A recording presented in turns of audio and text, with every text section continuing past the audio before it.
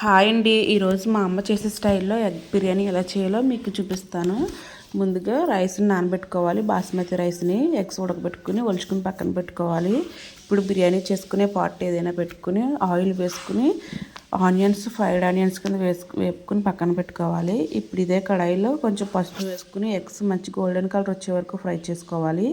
Eggs వేగిన తర్వాత ఇప్పుడు అదే కడాయిలో whole biryani spices masala 1 teaspoon వరకు కారం వేసుకుని మనం ముందుగా నానబెట్టుకున్న బాస్మతి రైస్ కూడా వాటర్ ఏం లేకుండా వేసుకుని 1 నిమిషం పాటు మసాలా అంతా రైస్కి పట్టేలాగా కలుపుకోవాలి. 1 గ్లాస్ రైస్కి 1.5 గ్లాస్ చొప్పున వాటర్ అయితే వేసుకోవాలి.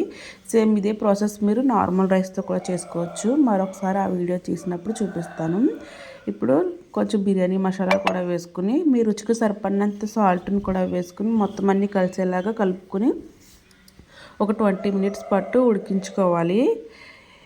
ఇలా కొంచెం ఉడికిన తర్వాత మనకి ఈ స్టేజ్కి వచ్చినప్పుడు ఒకసారి బాగా కలుపుకొని ముందుగా ఉడికించుకున్న ఎగ్స్ అన్నీ కూడా వేసుకుని పైన కొంచెం ఫ్రైడ్ ఆనియన్స్ అలానే కొత్తిమీర కూడా వేసుకుని మొత్తం అన్నీ కరెక్ట్గా ఒకసారి బాగా సదురుకోవాలి. ఎక్కువగా కలిపేస్తే ముక్క అయిపోతుంది బిర్యానీ అనేది. సో అందుకే జస్ట్ పైన అలా బాగా సదురుకున్న తర్వాత మూత పెట్టుకుని 5 మినిట్స్ పాటు మీడియం ఫ్లేమ్లో ఏదైనా బరువు పెట్టి దమ్ పెట్టుకున్నారంటే ఎంతో టేస్టీగా ఉండే ఎగ్ దమ్ బిర్యానీ అయితే రెడీ అయిపోతుంది.